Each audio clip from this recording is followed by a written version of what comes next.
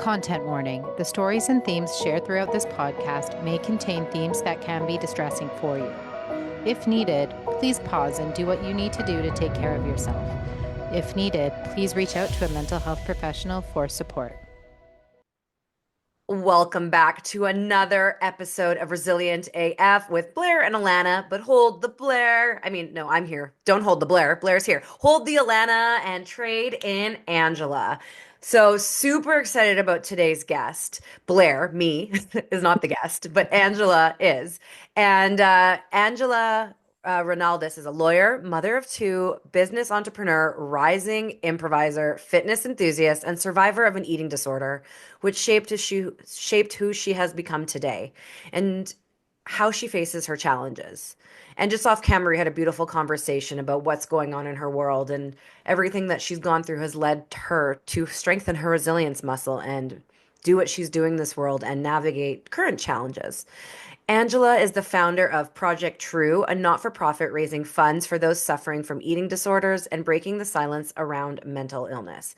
Angela takes on challenges willingly and is constantly pushing boundaries. She's transparent about her recovery journey and wants all those who are suffering from an eating disorder to know that they are not alone. And I am so honored to have you here today, Angela. So welcome. Thank you so much, Blair. First of all, I'm so honored and grateful to be here and so honored to know you. And I just want to thank you for all that you have done with, the books and the creation of like this whole world and community that you have. You are making a difference every day. So I hope that you know that. Oh, thank you. And so are you. And, when I first met you, we are so in the same, some of the same circles, but we've never met. So we met virtually through a mutual connection. And when we talked, and just you sharing your story and like what you're building, like you're raising two kids and managing family and a lawyer, which being a lawyer on its own, I have friends who are lawyers. Like, I don't know how you do anything else. And you started a not-for-profit. Like, you are a Wonder Woman. And when someone takes their pain and turns it into purpose, I just have such a soft spot for them because I'm doing that and I know how hard it is. And I just really want to show people who you are and what you've been through. And also to raise awareness about the conversation about eating disorders. Yeah, and I thank you for that. And it's interesting because I don't know if a lot of people know, but back in February, the very first week of February was actually Eating Disorder Awareness Week.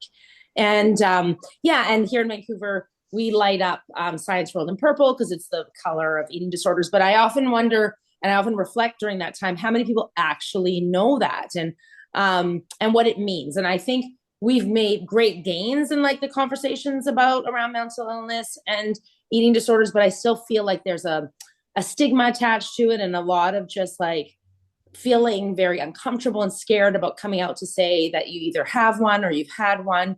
I mean, I know for myself, when I was in the thick of it, I always felt like such like a freak, like no one's going to understand. It's like, no, I'm actually scared to eat that. Like I think I might die if I eat that, or and the voices that were going on in my head, and I was like, how can I be like a lawyer and going up in court in these like high profile cases and representing my clients, and then on the back end being like, I'm not going to touch the butter because I fear that if I touch it, it's going to seep into my skin and make me feel fat. Like, those are really two worlds that are really hard to navigate. And so you kind of enter this journey of, even though I am so blessed to be so supported with friends and family, I felt so lonely. Yeah. I think that's like really valid. And I would love, if you're open to it, to talk about the beginning, kind of how it started and when you realized you had a disordered eating. Absolutely. My mom suffers from clinical depression, and she's suffered from that for my entire childhood. And so she was like, she was on like Prozac, and she was like, did a bunch of experimental depression medication during that time, which is how they dealt with depression. And so I grew up, she was manic at times, and then very times very, very low. And my sister and I are, there's a big gap in our age. And so for the most part, my sister was sort of already away pursuing her career, and I was kind of at home with my mom. And I remember seeing my mom lying on the couch in this house coat that she always wore. And I remember the moment that I promised myself, and I was probably 6 or 7 at the time, that I would never become that way. And so I almost kind of took it like to the hyper extreme. And for me, an eating disorder it wasn't about, at least in its origin, about being skinny or looking at a magazine and thinking that I wanted that. It was really a coping mechanism for everything that was going on in my life, because my mom and I love her so dearly. And she had actually lost her first child. She lost her son that she had at a very young age. So, I feel for her, because reflecting on it, I was like, wow, I can only imagine her watching me like dying in front of her. Must have been very painful.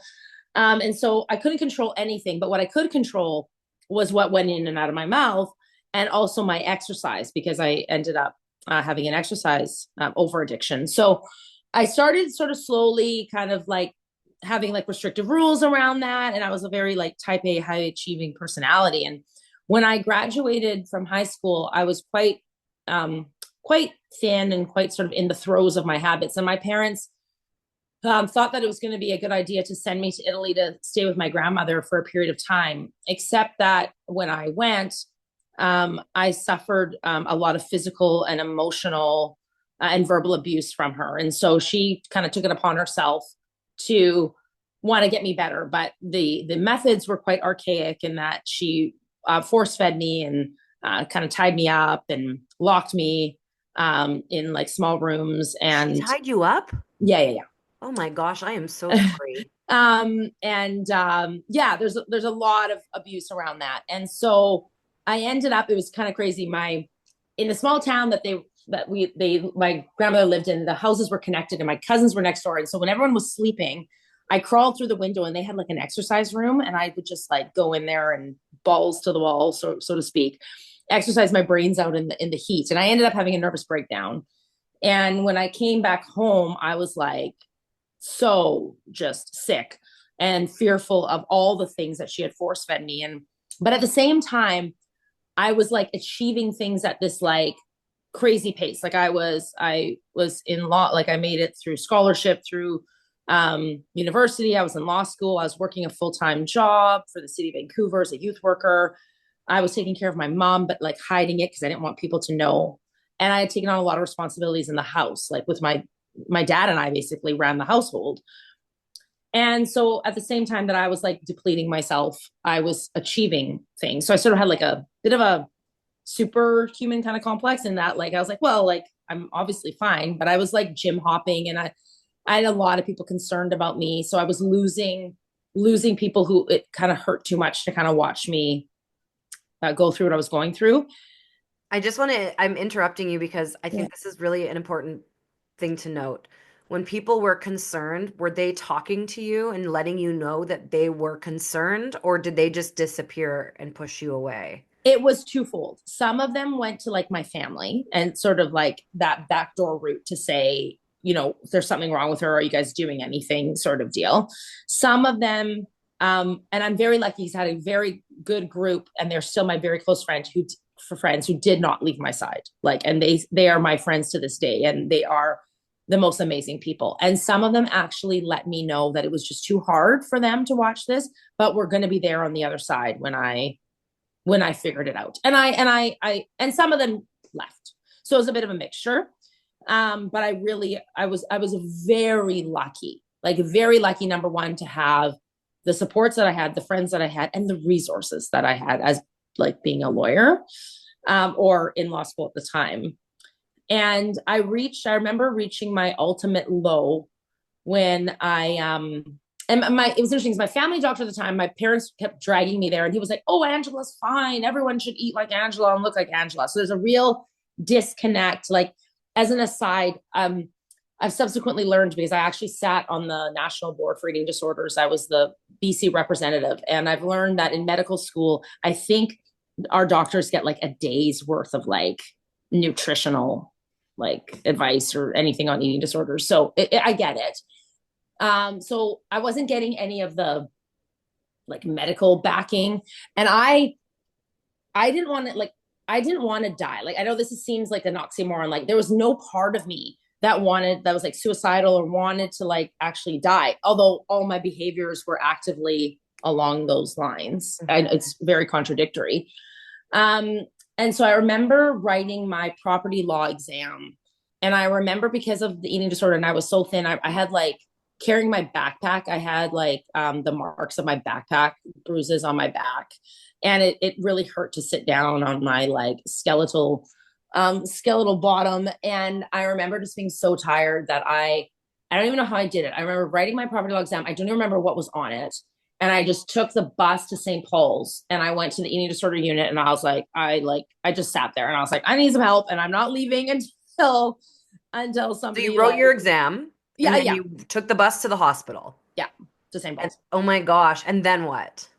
Yeah. And then I met the most lovely people and they put me on a very long waiting list. That was like, maybe you'll hear back in a couple of years from now. And I was like, oh, okay.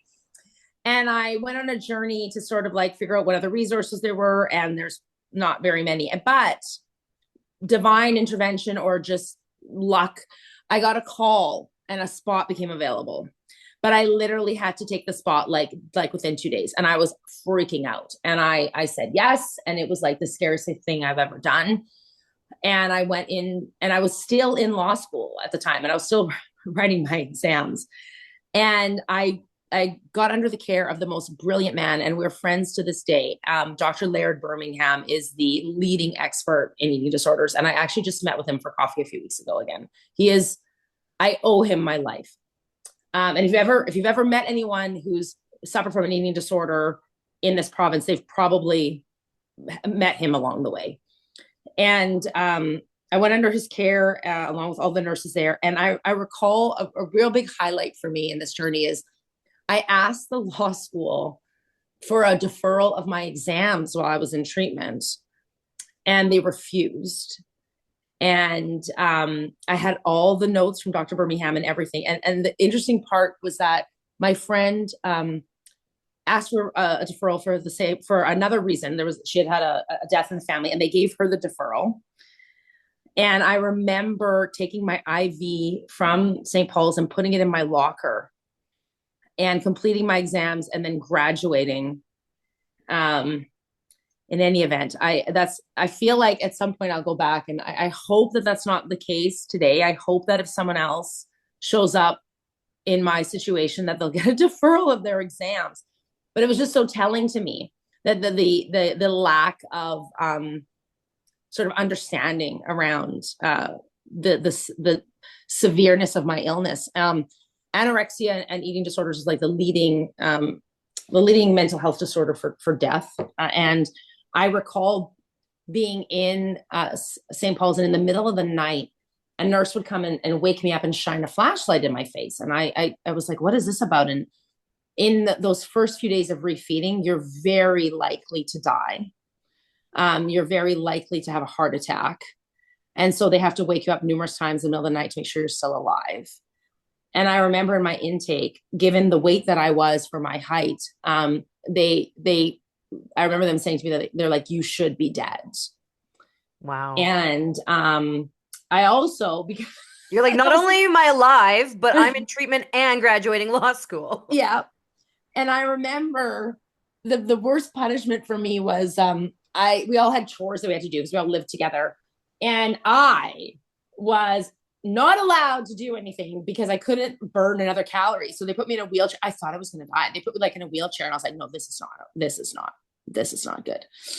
But it was an interesting time. I learned a lot about how to become a better anorexic because although it was treating me, at the same time, I was around a bunch of other people with eating disorders. And so, I remember getting a pass because I had done some good stuff. And I remember escaping and like running all the way to Banyan Books on this pass that I had just to get, And I remember like trying to do sit-ups and pull-ups and push-ups in the washroom. But anyways, so I left there a bit better, so medically stable. And my options were to either go live in a house with a bunch of other eating disorder sufferers or like nothing. And I was like, well, no, I had a job lined up at a very large law firm. I'm like, I can't give that up. So I decided to do some outpatient stuff. So I didn't tell the law firm, but during my lunch break, I would go back to the hospital and have like visits with the counselors there and have eat like meal program stuff. So I did that. And then I was like, you know what? I'm like, I don't want anybody else to go on this journey alone. I'm like, I'm lucky. I have money. I have a supportive family. I'm like, because I looked for everything. I looked for, like, I went to like programs, like groups that were supposed to happen. I remember sitting in like a room and nobody was there. I went to like children's, like to different hospitals. I saw so many counselors who claimed to have eating disorder experience, but like did not, and like just didn't resonate with them. I tried like hypnosis. I did like sauna therapy. I did like some like a bunch of like brain tracking stuff. I basically, I'm like, here, you can have my body to science to figure this out. Yeah. And I spent a lot of money, like a lot, like over probably the initial out of pocket, probably like $80,000 initially. Wow. To figure this all out. And so I vowed that when I left there, I remember leaving those doors and I'm like, I don't want anyone to go through this. I will do this path for you. And so that's how Project True was birthed, because there's only one you in True. That's our logo. And I created it so that we're a space where you can break the silence around eating disorders. I mean, I was on the cover of the Vancouver Sun during this big, large murder trial that I was in. And I was so I mean, I did it and I had no problem sharing the story, but I was like, oh, what's the commentary going to be about? But the judge at the time and the court clerk reached out to me and they were just like, about giving me accolades about how far I had come. But I was like, no one needs to go through this alone. And there has to be more resources. And so I partnered up with like the Looking Glass Foundation here, and we started our own not-for-profit, and I got on the board as a national rep. And that's like my life's purpose, really. And I'm recovered. I was told I was never going to have children given what I had put my body through. And then miraculously I had these two beautiful, my Sydney is 8 years old and Taylor is 5. And I had them naturally, and they're just the biggest blessing in my life. And my husband, who I remember being so fearful to tell him about my history, and he accepted it fully and completely.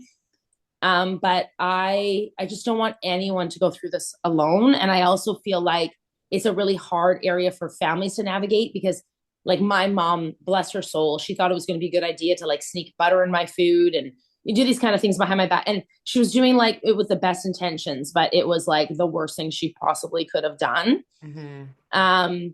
And so I just feel like and I still to this day, like families that need to reach out, like it's hard. Like you go to your family doctor, they don't really know. Like my family doctor still messages me and says, hey, I've got someone in here, can you tell them what to do? Or so that's actually really good. So let's talk about what is Project True. Like who should be reaching out to? The families, it's the families, the individuals themselves who are going through it. If you're a family who doesn't know what to do and you need some advice about where to navigate, we're open to, or you're a friend of someone and you're just like, I don't know, like what do I do about the situation? I'm concerned. I know that I'm scared if I confront them that they might just run away. Or you're suffering silently and you almost leading like a dual. Well, yeah, you're leading like a dual life. Like I often say to everybody, for me, it was like, we all have that voice in our head, but I've got like myself and I have like anorexic Annie, I called her. And so I had like I had that extra voice that was just steering me through my day, telling me what I could and what I could eat, what I couldn't eat, like making me step on the scale a million times. It was a good day for me when I could count like all my ribs, like, oh my gosh.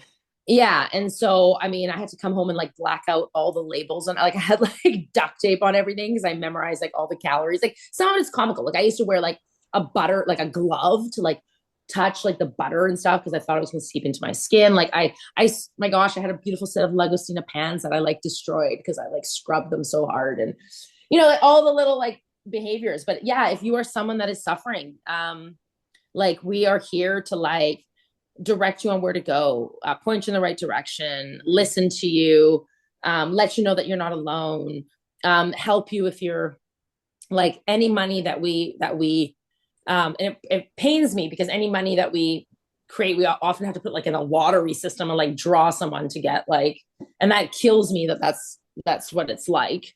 But we're doing our best, right? And so, and also I want people to know that from the outside, it's like, well, yeah, like I'm a lawyer and I've got 2 kids and I own a cafe and I'm an improviser and I do all these things, right? But like, Wait, you own a cafe also? yeah, I do. Yeah, I own True Cafe on Granville Island. Which cafe? It's called True Cafe. Oh, right. Yeah, Okay. it's at the I love entrance it. of Granville Island. And the whole concept there, the reasoning is because I got really tired of being someone who had an eating disorder, of going places and like if I wanted something particular to eat, sort of being questioned about it. And I wanted to have a place where you could get whatever milk you wanted. And if you wanted like overnight oats, great. But if you wanted a croissant, great. Like we wanted a place where you build community and you didn't ever have to feel like your food choices were a problem. You know what?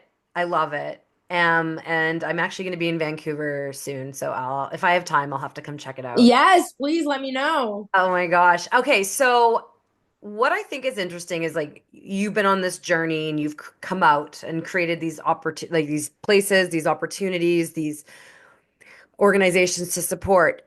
But I know that it's a spectrum and eating disorders start somewhere. And what are some things to look for at the beginning of an eating disorder where someone that doesn't know, like maybe they're listening to this and they don't know that they have an eating disorder, but they're starting to.